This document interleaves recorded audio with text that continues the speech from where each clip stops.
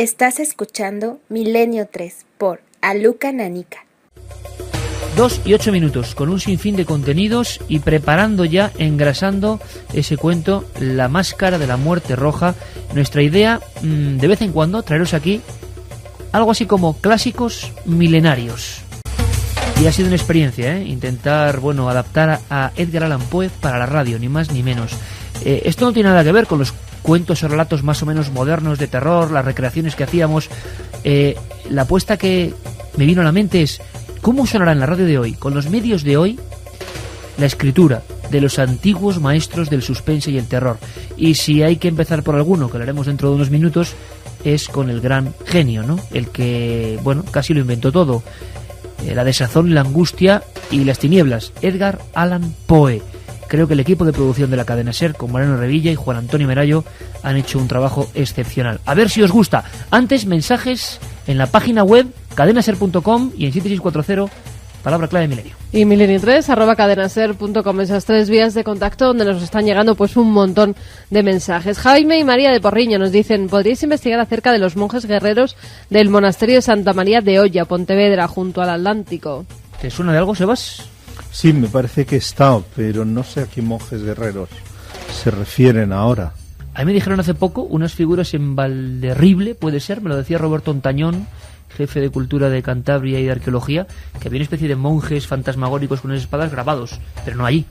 Bueno, Valderrible es un lugar que es de inexcusable visita. Mira, inexcusable. Ahora mismo, porque la gente dice, y luego se cree que no es verdad, yo cojo el boli y me lo voy a apuntar. También nos dicen: había oído que la tumba del apóstol Santiago no era tal, sino de un personaje bastante importante, como un rey, y sus seguidores engañaron al pueblo para su veneración. Buenas noches, Juan Carlos desde Valencia. En base a esa denominación de hereje, ¿quiénes son los herejes de verdad? Los que predican con el ejemplo. No confundir el cristianismo con la cristiandad. El verdadero cristiano está muy lejos de lo que la Iglesia ha hecho en la historia, nos dice Javi desde Barcelona. Buenas noches, habría que aprender de los celtas, su uso de las runas y su magia a través de la naturaleza. Juanmi desde Mallorca. Y un pequeño apunte aquí. Parece, y lo hablábamos en esa tertulia paralela que se monta siempre fuera, Santiago además incidía en la conexión, Santi, y lo puede ratificar o no, Sebas, entre todos esos cultos celtas y sobre todo en Galicia, recogidos por este hombre, y por eso tienen ese éxito. Y decían que lo de la mujer participando era por el recuerdo de las antiguas druidas o druidesas, o como se diga.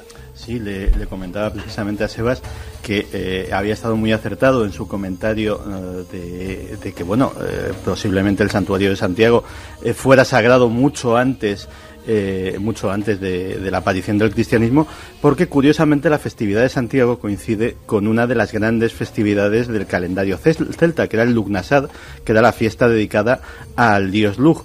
Dios que curiosamente tiene muchas coincidencias con la advocación de Santiago, no la del apóstol Santiago, sino la de ese Santiago que se aparece en batallas montando un caballo blanco y participando, y que se pueden establecer paralelismos precisamente con la figura de Lugh, que era un dios guerrero, efectivamente, y que su festividad era, si no me equivoco, el último domingo de julio o el 1 de agosto, según cayese el año, ¿no? Según circunstancias teológicas. Sebastián, una cosa que se ha quedado y mucha gente lo pregunta: ¿por qué tantas mujeres eran las primeras de verdad en hacer el corpus de una herejía? ¿Hacían que fuese importante esa herejía? Porque un montón, sobre todo de mujeres, porque eran rechazadas por la Iglesia o se veían desplazadas.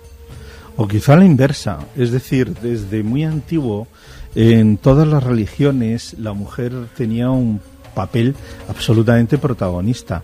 Es decir, recordemos que en Grecia, las mujeres eran ellas solas las que se iban al monte, allí a hacer lo que tuvieran que hacer, desnudas, bailando, cantando, y eran absolutamente intocables. Recordemos las vestales, recordemos las sibilas, la mujer tenía un protagonismo absolutamente enorme en los cultos antiguos, y muchas veces, sobre todo en lo que eran las ceremonias estáticas, ahí tenían un protagonismo todavía principal. ¿Por qué?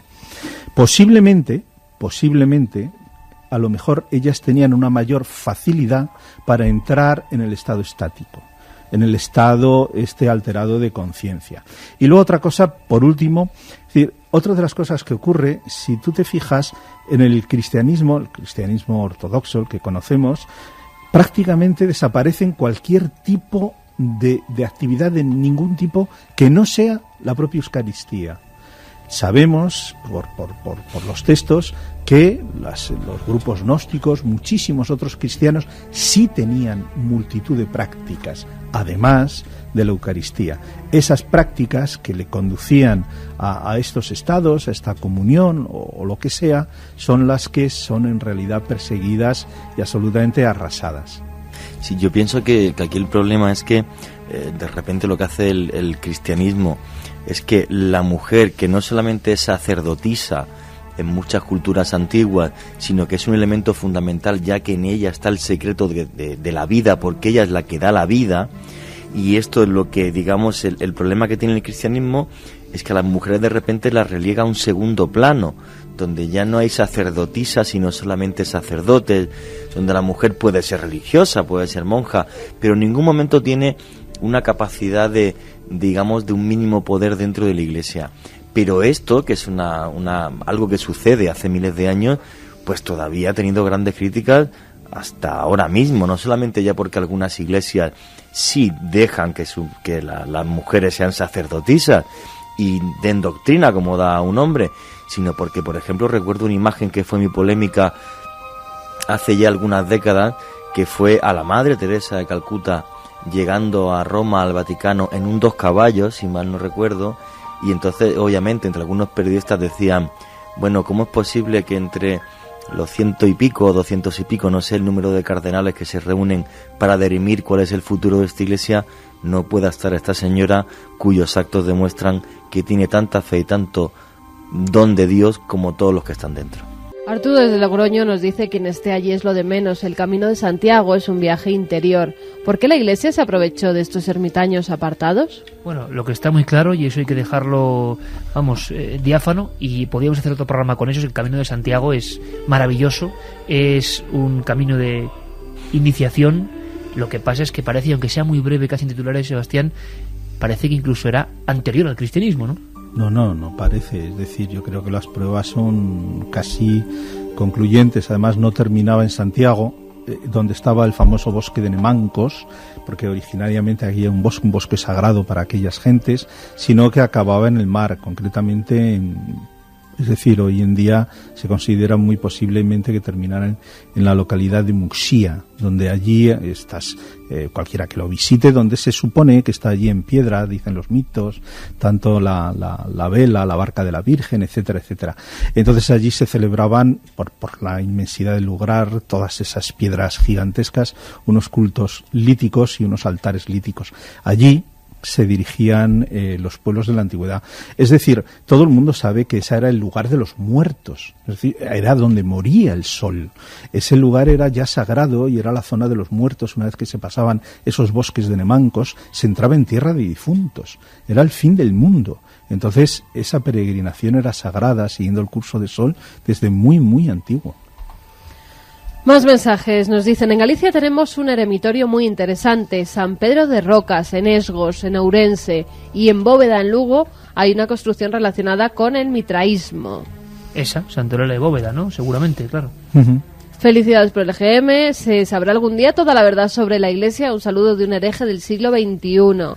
Pues verdaderamente tienen cosas que se asemejan a la palabra de Jesús y muchas que nos han enseñado que Él hizo, nos dice Lola. Zorionak, me habéis trasladado a otro tiempo con los herejes. Hola Iker, es increíble que hubo gente que era capaz de abandonar todo para encontrarse con Dios, nos dice Urco. Julio desde Palencia dice que está sufriendo una serendipia en estos momentos, ya que sin saberlo esta tarde ha estado en estos parajes viendo las tumbas de piedra y la cantidad de buitres que hay. Os sigo a hablar de ascetas y ermitaños. ¿Tiene algo que ver con los catones? Lo digo porque en La Rioja, de donde yo soy, hay un pueblo llamado Autol y a los naturales de allí se les llama catones. ¿Puede tener algo que ver? Se pregunta Lorena López. Vamos a hacer una cosa. Como hay tantas preguntas y tantas cuestiones, desde luego esto merece más de un programa. Queríamos, con esa entrevista ficticia, ¿no?, en el viaje en el tiempo, entrevistar a un hereje que conocieseis y vieseis con la magia de la radio esas grutas, esa Capadocia española que existe, sobre todo en el Bierzo y en la frontera entre Burgos y Álava, que comprendieseis que alguna gente de pronto inició un camino y la oscuridad permanente para aprender. Hay una gran duda y que se repiten muchas preguntas, esas tumbas, ¿no?, horadadas con la propia mano. Y hay quien ha dicho que algunos se dejaban morir de hambre. No sé si porque en el medievo los cátaros, su endura, su penitencia extrema, esto ocurría realmente en las primeras herejías. Sebastián, habrá que hacer un segundo programa donde metamos alumbrados, iluminados, quietistas, adamitas, hermanos del libre espíritu, gente que fue peligrosa para la Iglesia, que hacía ritos extrañísimos. Por ejemplo, los adamitas era a Dios por el pecado. Dios, como ser perfecto, no puede haber creado el pecado y nos perdonará a todos. A Dios a través del pecado, los ritos e incluso la vinculación de grandes pintores como el Bosco con estas herejías. Pero eso de dejarse morir, ¿más leyenda o realmente lo hacían, Sebastián, por inanición o por otras cuestiones? Hay mitad y mitad. Es cierto que estas gentes llegaban a ayunos extremos y mortificaciones extremas. También es cierto que sus condiciones de vida, a muchos de ellos, además había que tener una cabeza muy bien amueblada porque a muchos, se sabe, les llevaba a la locura. Es decir, al final terminaban hechos unos locos, por inanición, porque estaban realmente además en las prácticas de silencio, las prácticas de oscuridad. Todo esto, en gentes que no tuviera un espíritu muy fuerte, producía enajenaciones y muchas veces, efectivamente, muchos morían.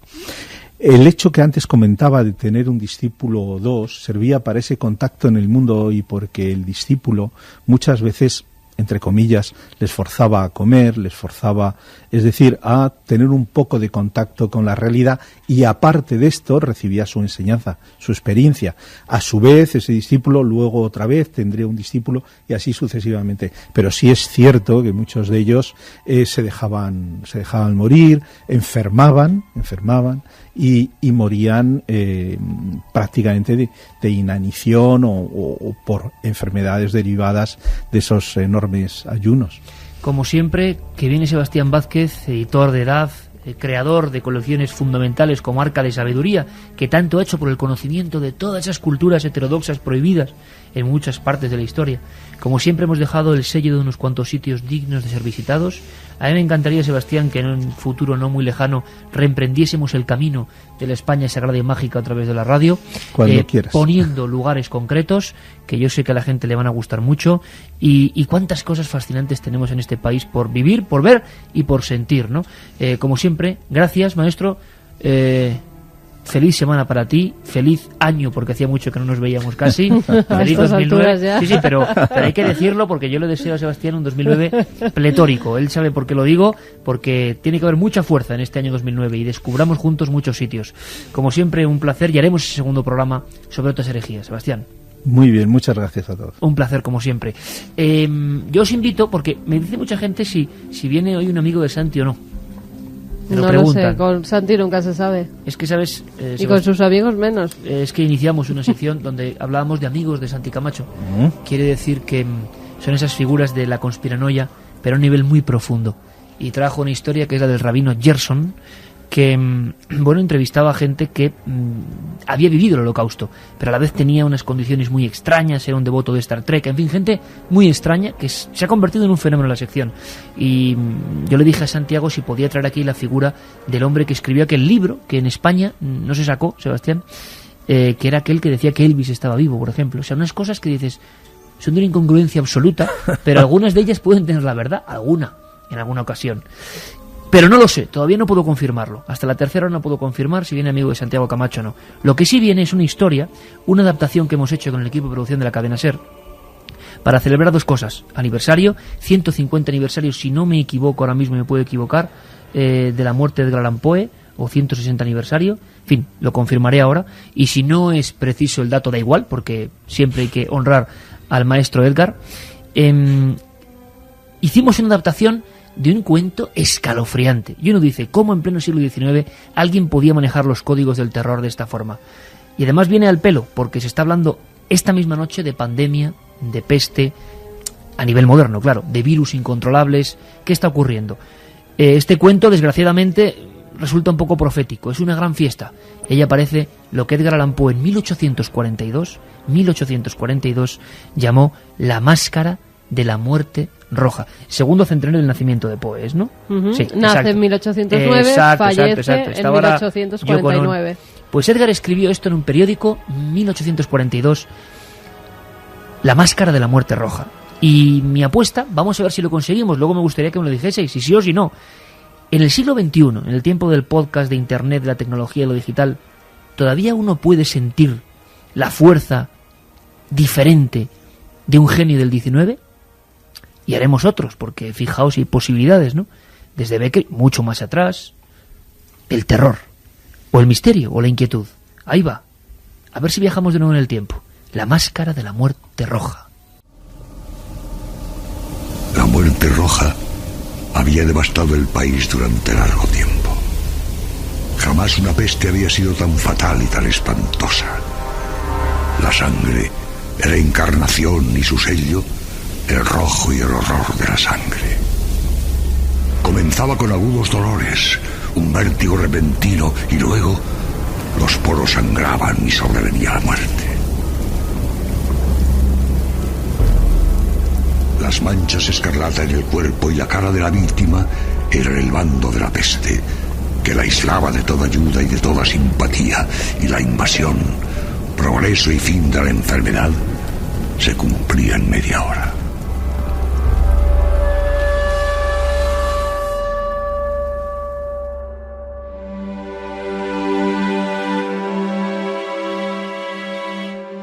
Pero el príncipe Próspero era feliz, intrépido y sagaz. Cuando sus dominios quedaron semidespoblados, llamó a su lado a 1000 caballeros y damas de su corte y se retiró con ellos al seguro encierro de una de sus abadías fortificadas. Era esta de amplia y magnífica construcción y había sido creada por el excéntrico, aunque majestuoso gusto del príncipe. Una sólida y altísima muralla la circundaba. Las puertas de la muralla eran de hierro. Una vez dentro, los cortesanos trajeron fraguas y pesados martillos y soldaron los cerrojos. La abadía estaba ampliamente aprovisionada y con precauciones semejantes los cortesanos podían desafiar el contagio. El príncipe había reunido todo lo necesario para los placeres. Había bufones, improvisadores, bailarines y músicos. Había hermosura y vino. Todo eso y la seguridad estaban dentro. Fuera estaba la muerte roja.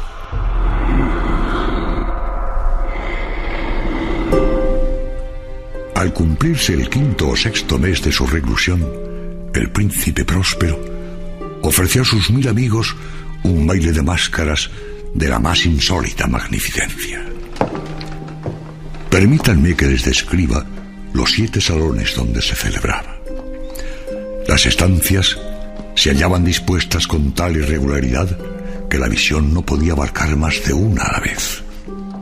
Cada 20 o 30 metros había un brusco recodo, y en cada uno nacía un nuevo efecto.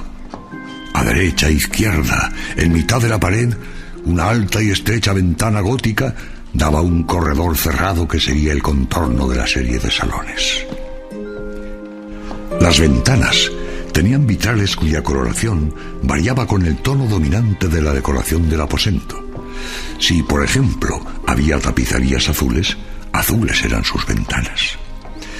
La segunda estancia ostentaba tapicerías y ornamentos purpúreos, y aquí los vitrales eran púrpura.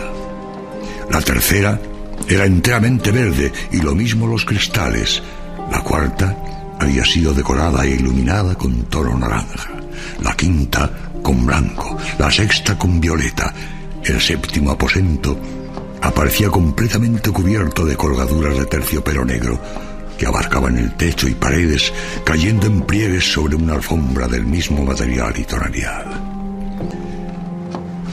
Pero en esta cámara, el color de las ventanas no correspondía a la decoración.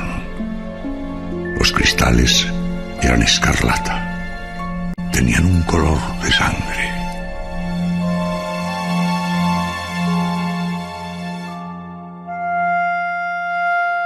En aquellas 7 estancias no había lámparas ni candelabros. Las cámaras no estaban iluminadas con lámparas horañas, pero en los corredores paralelos a la galería y opuestos a cada ventana se alzaban pesados trípodes que sostenían un brasero cuyos reflejos se proyectaban a través de los cristales e iluminaban brillantemente cada estancia. Producían en esa forma multitud de resplandores tan vivos como fantásticos. Pero en la cámara del poniente, la cámara negra, el fuego producía un efecto terriblemente siniestro y daba una coloración tan extraña a los rostros de quienes penetraban en ella que pocos eran lo bastante audaces para poner allí los pies. En este aposento, contra la pared del poniente, se apoyaba un gigantesco reloj de ébano. Su péndulo se balanceaba con un resonar sordo, monótono, y cuando el minutero se había completado y la hora iba a sonar, de las entrañas de bronce del mecanismo nacía un tañido claro y resonante, lleno de música, mas su tono y su énfasis eran tales que a cada hora los músicos de la orquesta se veían obligados a interrumpir momentáneamente su ejecución para escuchar el sonido. Las parejas danzantes cesaban por fuerza sus evoluciones. Mientras aún resonaban los tañidos del reloj, era posible observar que los más atolondrados palidecían y los de más edad y reflexión se pasaban la mano por la frente, como si se entregaran a una confusa meditación o a un sueño. Pero apenas los ecos cesaban del todo, livianas risas nacían en la asamblea. Los músicos se miraban entre sí como sonriendo de su insensato nerviosismo, mientras se prometían en voz baja que el siguiente tañido del reloj no provocaría en ellos una emoción semejante. Pese a ello, la fiesta era alegre y magnífica. El príncipe se había encargado personalmente de gran parte de la decoración de las 7 salas destinadas a la gran fiesta. Su gusto había guiado la elección de los disfraces. Grotescos eran estos, a no dudarlo. Reinaba en ellos el brillo, el esplendor, lo picante y lo fantasmagórico. Veíanse figuras de arabesco con siluetas y atuendos incongruentes. Veíanse fantasías delirantes como las que aman los locos. En verdad, en aquellas 7 cámaras se movía de un lado a otro una multitud de sueños. Y aquellos sueños se contorsionaban en todas partes, cambiando de color al pasar por los aposentos y haciendo que la extraña música de la orquesta pareciera el eco de sus pasos. Continuaba la fiesta en su torbellino hasta el momento en que comenzaron a oírse los tañidos del reloj anunciando la medianoche. Cayó entonces la música, como ya he dicho, y las evoluciones de los que bailaban se interrumpieron, y como antes, se produjo en todo una sensación angustiosa. Mas esta vez el reloj debía tañer 12 campanadas, y quizá por eso ocurrió que, antes de que los últimos ecos del carrillón se hubieran hundido en el silencio, muchos de los concurrentes tuvieron tiempo para advertir la presencia de una figura enmascarada que hasta entonces no había llamado la atención de nadie. Y habiendo corrido en un susurro la noticia de aquella nueva presencia, alzóse al final un rumor que expresaba desaprobación, sorpresa y finalmente espanto. El desenfreno de aquella mascarada no tenía límites, pero la figura en cuestión lo ultrapasaba e iba incluso más allá de lo que el liberal criterio del príncipe toleraba. Aun el más relajado de los seres, para quien la vida y la muerte son igualmente un juego, sabe que hay cosas con las cuales no se puede jugar. Los concurrentes parecían sentir en lo más hondo que el traje y la apariencia del desconocido no revelaban ni ingenio ni decoro. Su figura, alta y flaca, estaba envuelta de la cabeza a los pies en una mortaja.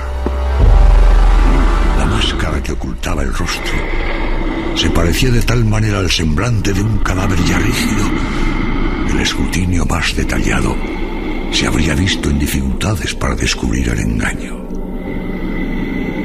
Cierto, aquella frenética concurrencia podía tolerar, si no aprobar, semejante disfraz. Su mortaja estaba salpicada de sangre y su amplia frente, así como el rostro, aparecían manchados por el horror escarlata. Cuando los ojos del príncipe Próspero cayeron sobre la espectral imagen, convulsionóse en el primer momento con un estremecimiento de terror o de disgusto, pero inmediatamente su frente enrojeció de rabia. ¿Quién se atreve? ¿Quién se atreve a insultarnos con esta burla blasfematoria? Apodérense de él y desenmascárenlo, para que sepamos a quién vamos a ahorcar al alba en las almenas. Al pronunciar estas palabras, el príncipe Próspero se hallaba en el aposento azul. Sus acentos resonaron alta y claramente en las 7 estancias, pues el príncipe era hombre temerario y robusto, y la música acababa de cesar a una señal de su mano. ¿Quién se atreve? Apenas hubo hablado, los presentes hicieron un movimiento en dirección al intruso, quien en ese instante se hallaba a su alcance y se acercaba al príncipe con paso sereno y cuidadoso. Mas la aprensión que la insana apariencia del enmascarado había producido en los cortesanos impidió que nadie alzara la mano para detenerlo, y así, sin impedimentos, pasó este a un metro del príncipe, y mientras la vasta concurrencia retrocedía en un solo impulso hasta pegarse a las paredes. El hombre de la máscara siguió andando ininterrumpidamente, pero con el mismo y solemne paso que desde el principio lo había distinguido. Y de la cámara azul pasó a la púrpura, de la púrpura a la verde, de la verde a la anaranjada, de esta a la blanca y de allí a la violeta, antes de que nadie se hubiera decidido a detenerlo. Mas entonces el príncipe Próspero, enloquecido por la ira y la vergüenza de su momentánea cobardía, se lanzó a la carrera a través de los 6 aposentos sin que nadie lo siguiera por el mortal terror que a todos paralizaba. ¡Miserable! ¡Vais a pagar caro la osadía! ¡Te mataré con mis propias manos!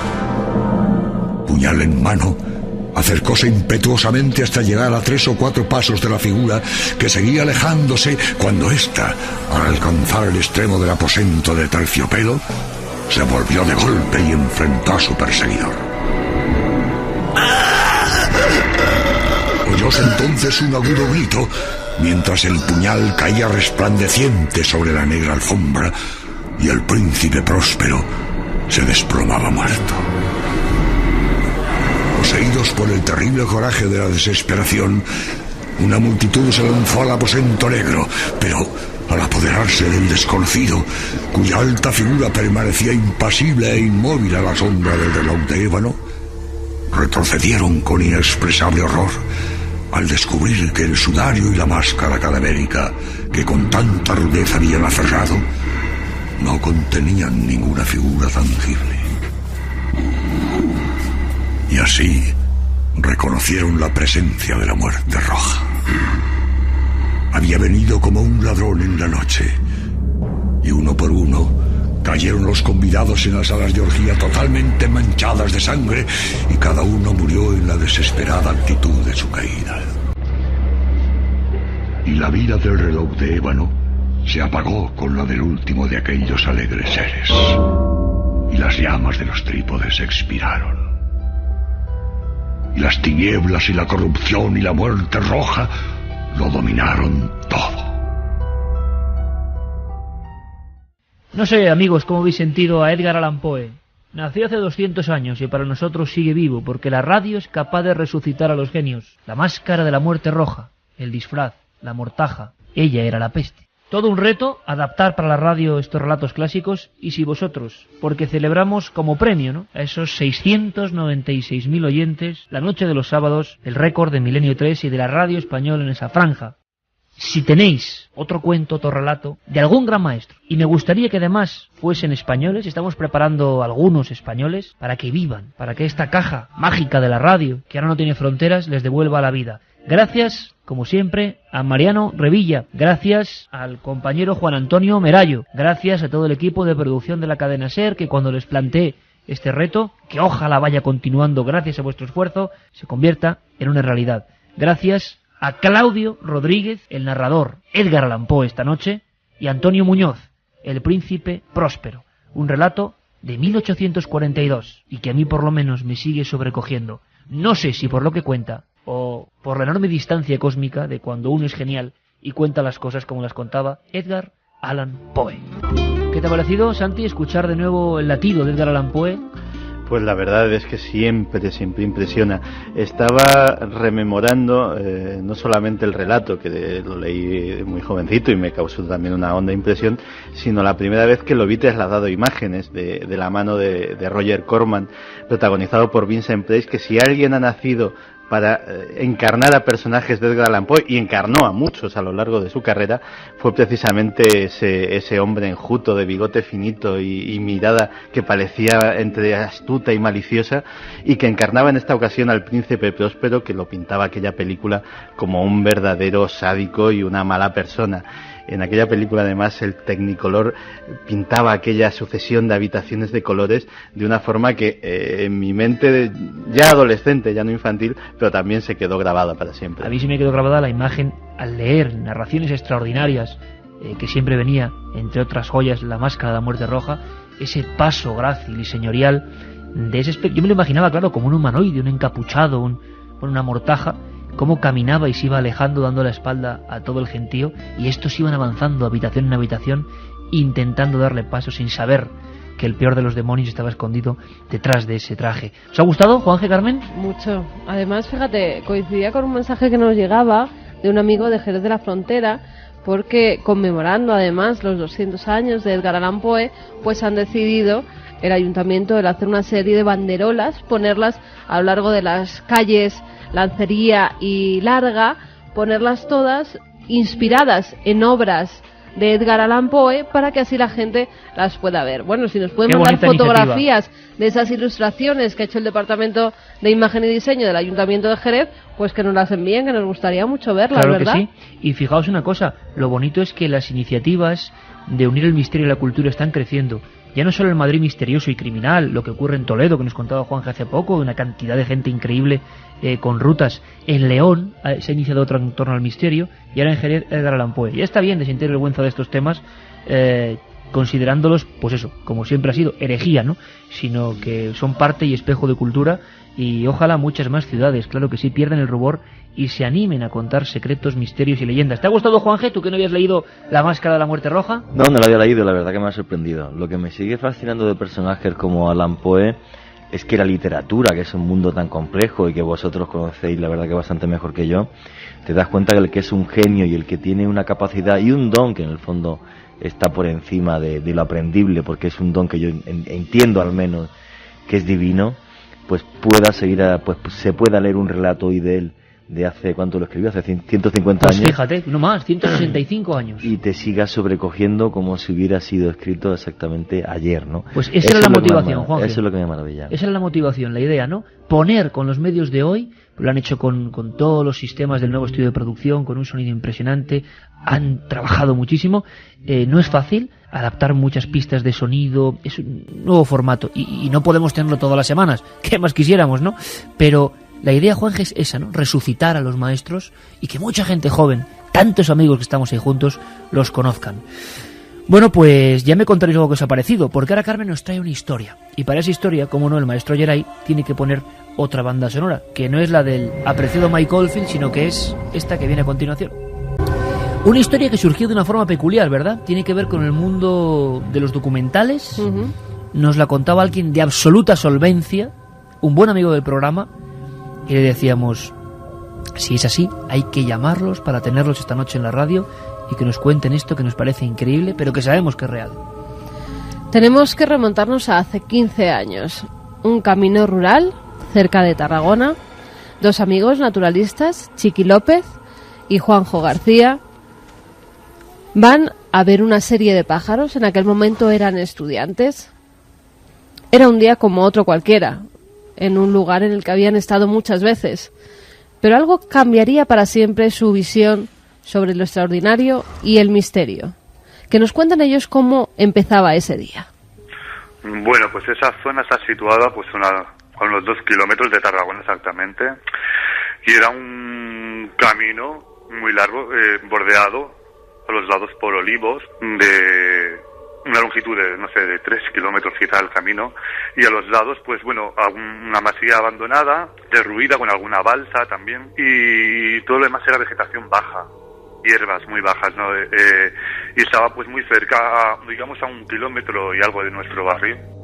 Y era un camino dentro de unos terrenos que eran de la Orden de San Juan de Dios. Nosotros normalmente pues cruzábamos por allí a menudo, porque era una zona donde asiduamente hacíamos estudios sobre todo para observar aves. Y en ese momento pues precisamente veníamos de eso, de estudiar un ave, concretamente de buscar un nido de una pequeña ave, y bueno, era la 1:30 más o menos del mediodía cuando íbamos regresando ya a casa andando. Pleno día, sol, porque era más o menos sobre estas fechas, primavera. Era un buen día, habían encontrado los nidos que buscaban y volvían hacia casa ya para comer, cuando al paso les sale un extraño personaje, alguien como venido de otro tiempo, que se cruza en su camino. Nosotros nos incorporamos desde un pequeño sendero a este camino más ancho, y al incorporarnos, como digo, pues nos encontramos con un señor que venía hacia nosotros, un señor que venía cogido de las riendas de un caballo. Él iba andando al lado del caballo y, bueno, venía avanzando hacia nosotros y nosotros hacia él. Eso nos contaba Juanjo, y Chiqui nos comentaba algo muy parecido. Vivieron lo mismo, pero queríamos ver la perspectiva de la otra persona que le acompañaba. Apareció pues un señor con una capa así de color marrón, un sombrero así muy grande que cubría casi la mitad del rostro, y llevaba de la mano un caballo. Iba andando lentamente hacia nosotros, sin mirarnos, y nosotros pues nos quedamos parados por un momento mirándolo fijamente, muy sorprendidos, porque era como si apareciese de la nada. Alguien que aparece de la nada, vestido con ropajes como talares, marrones, de otro tiempo. Me decían que no le llegaron a ver el rostro completo. ¿Qué hacía allí? Pero cuando se iban casi a chocar con él, cuando estaban ya muy cerca, ¿qué ocurría? Lo teníamos ya a unos 15 metros de nosotros más o menos, pues el hombre y el caballo desaparecieron allí delante de nuestros ojos. Desapareció, o sea, aquello que nosotros creíamos como algo físico se esfumó. Bueno, nos quedamos, como has dicho, muy sorprendidos, y digamos que un segundo fue, más no. Nos miramos, volvimos a mirar al hombre y ya ahí no había hombre ni caballo, no había nada, desapareció de repente. Era imposible que se escondiese, porque el camino con los olivos ya quedaba un poco distanciado y ahí había vegetación baja que llegaba como mucho a los tobillos, y desapareció de repente.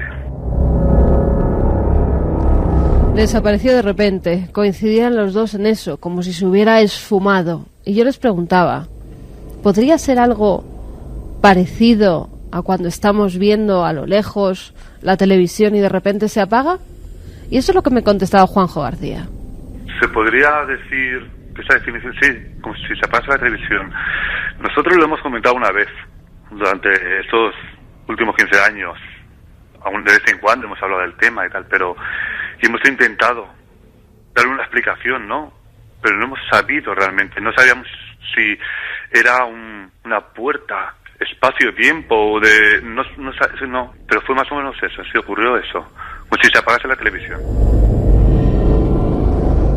Claro, ante algo así, cuando van por un camino, los dos solos, pleno día, recordémoslo, ¿cuál es la reacción que tiene una persona que se enfrenta a lo extraordinario?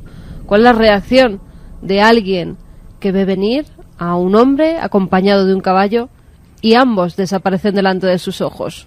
Pues estas son sus palabras. Pues fue miedo, fue precisamente miedo porque yo creo que fue una reacción totalmente natural ante algo que era inexplicable para nosotros en aquel momento. Pues sinceramente lo que hicimos fue echar a correr, los dos, además sin mediar palabra, echamos a correr y supongo que fue empujados por el miedo. Nuestro sentimiento inmediato, fue miedo, y sin mirarnos y sin dirigirnos la palabra, echamos los dos a correr por una fuerza que nos salió no sé de dónde. Creo que no tocamos ni el suelo de la velocidad que cogimos hasta llegar a nuestro barrio. Pensar ir corriendo, pues una reacción muy normal, ¿verdad?, ante algo que no se puede explicar. Pero fíjate, cuando estaban recordando ese suceso de hace 15 años, les vino a la cabeza un dato que en un principio no nos habían comentado. Yo les pregunto si después volvieron al lugar, si pasaron por allí y si volvieron a sentir temor, por si acaso se encontraban con algo desconocido. Me contestan que no, pero el caso es que encuentran algo que había quedado perdido en su mente. Pasamos muchas veces y nos extrañó un detalle, ¿no?, que vimos varias veces después de aquella aparición. Era un círculo con un triángulo formado con piedras.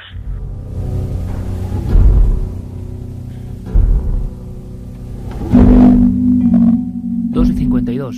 Esta es la historia que recupera Carmen. Nos la contaba Luis Miguel Domínguez, uno de los naturalistas más importantes del país, que ha trabajado para Televisión Española, para televisiones internacionales, conocido de todos vosotros porque es amigo de este programa. Y ahora cuento el secreto, ¿no?, que es que acabando un día cuarto milenio, se me aproxima hace unas semanas y me dice: oye, por cierto, hablando de apariciones, porque estábamos hablando de otro asunto, ¿sabes que yo tengo dos compañeros del equipo? Porque estos jóvenes estudiosos de las aves luego se incorporaron a ese equipo como documentalistas, sobre todo uno de ellos, Chiqui López, un cámara y documentalista importante dentro del equipo Luis Miguel Domínguez, y dice: mire, es uno de esos casos de los que no se puede dudar. Les he entrevistado Carmen por separado, es milimétrico, y de verdad, Santi y Juanje, no sé qué opináis, yo escuchando esto volví a sentir eso de, no sé, la emoción incluso que se transmite en las palabras de esta gente, que 15 años después contarlo es un alivio, pero a la vez es impresionante. Datos que a mí me han llamado la atención. Bueno, por ejemplo, en España, en las Urdes en concreto, yo recogí casos idénticos. Un hombre con un caballo, dos hombres subidos en un caballo, le llamaban allí cortejo de gente de muerte. Cortejo de gente de muerte. Sin mediar palabra al mismo tiempo, salir corriendo, sin decirse nada. Absolutamente habitual. Y luego yo recordaba el caso ese tremendo de la Cañada, 1995, una aparición fantasmagórica, una escena de terror y luego unos signos extraños como triángulos metidos dentro de un círculo. Pero signos había también al lado de los suicidas de Tarrasa, signos había también al lado del chico atropellado en Boisaca por ese tren. Muchos símbolos con piedras hechos. ¿Y con qué significado? A mí ese elemento que da Carmen es lo que más me sorprende. O sea, lo único caso que yo he pensado era el de la Cañada, como tú, que sabes que también estuve por allí, por la zona esta de Ávila. Pero realmente lo que sí me... Un hombre con un caballo. Sí. No, oscuro. Bueno, en este caso... Parecía la máscara de la muerte roja, al leer ese cuento y luego escuchar esto. Sí. Bueno, el caso de Ávila era una dama vestida de blanco, si mal no recuerdo, la que aparece en una obra, efectivamente, flotando. Un poquito por encima de las vías. Y bueno, a mí lo que me sorprende, lo que me fascina es la investigación de la simbología en las culturas antiguas, y lo sabéis, ¿no? Y durante muchísimo tiempo recopilo algún caso así, incluso más extraño, sobre el tema de los ovnis, como sabéis, porque bueno, esas luces que yo no sé si vienen de otro planeta o qué leche son, y nunca lo sabré, pero muchas de ellas llevan signos extraños, pero signos que aparecen en culturas ancestrales. Pero esto parece un hombre que viene de otro lado, ¿no? Que se aparece de repente... Como de otro tiempo. Sí, y que luego se esfuma, y no es fácil, Santi, ver O escuchar a dos personas que ven el mismo... ¿Qué alucinación es esta? No, desde Cuando la luego, ven dos esta no personas, tiene. folía de, ¿no? Que dicen, no, locura 2, pero Sí, en pero fin. no. Pero La no, ver- sí. Yo la desde ver- luego oyéndolos creo que no. Pero vamos. No, la verdad es que a veces en determinados momentos y en determinados lugares parece que se abre una puerta a otro sitio o a otro tiempo.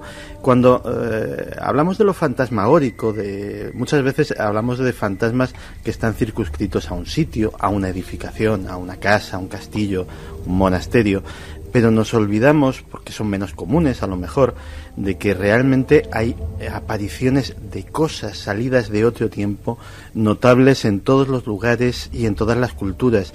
Hace poco hablábamos de las carreteras inglesas y citábamos un tramo donde había decenas de testigos que afirmaban haber visto una legión romana a la que no se le veían los pies. En los Alpes ha habido montañeros que han visto los elefantes de Aníbal.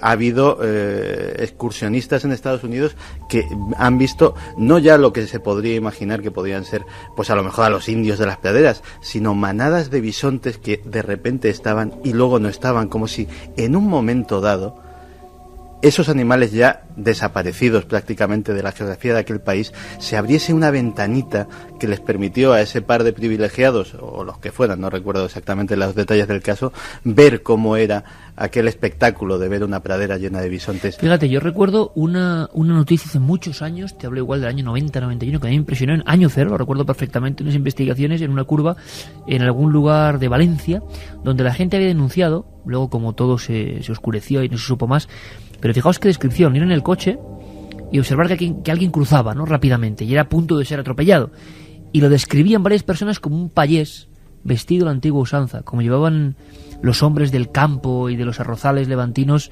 esos trajes del siglo XIX, o perfectamente descritos por Blasco Ibáñez, ¿no? O sea, todo el atuendo era muy antiguo y muy ajado, y claro, nos ha dejado impresionante. No tenemos más datos del lugar exacto, ¿no? Es en Tarragona. Está a 2 kilómetros de Tarrasa. De Tarragona, De Tarragona, ¿no? sí, 2 kilómetros de Tarragona. Lo que pasa que nos decían que había cambiado muchísimo la zona, que ahora ya hay una carretera por allí que ya no estaba ni mucho menos como hace 15 años. Bueno, en fin, historias asombrosas. Luego, a la vuelta, tendremos que opinar sobre las últimas declaraciones. ¿Qué le está pasando a este hombre? Edgar Mitchell, que ha vuelto a decir y a pedir a Obama que levante el secreto OVNI, ha vuelto a asegurar que en Roswell... Y un detalle que nos cuenta...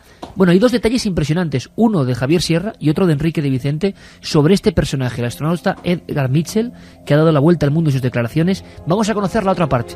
Vamos a conocer una cosa, porque Santi está dudando si hablar de su siguiente amigo, el que hizo el libro de Elvis, que no sé si tendremos que dejarlo o no, porque hay un tema muy serio, es que ha pasado algo con los ángeles del infierno, ¿verdad? ¿Me puedes contar en 10 segundos, pero 10 segundos, por qué es importante ese tema? Porque nos sonaba como a película, ¿no? Nos suena a película y realmente pues hace unos días hubo una detención, una operación conjunta de los Mossos de Escuadra y la Guardia Civil en la que detuvieron en toda España a varias decenas de integrantes de esta banda de moteros. ¿En España? Sí, y la verdad es que se ha cubierto muy bien periodísticamente el hecho, pero a lo mejor nos interesa saber quiénes son, de dónde vienen, qué costumbres tienen, qué simbología manejan, qué pretenden. Pues a lo mejor es momento de contarlo al hilo de esta noticia. Y luego vendrá Carlos Largo con la ayuda de Juan G. Van a hacer un repaso de qué está ocurriendo en Sonidos con toda esta gripe un poco, no sé, estamos desconcertados, no es la primera vez que ocurre. Gripe porcina. Y ha habido varios brotes de este tipo que han dejado su marca. ¿Qué se puede hacer? ¿Qué está pasando ahora mismo? Además hay mucha gente que vive o que procede de América Latina, que nos escribe preocupados con qué está ocurriendo, qué está pasando, qué va a ocurrir, y muchas más cosas en la tercera hora. Y vuestros mensajes, por supuesto, fundamentales. Volvemos en apenas unos minutos.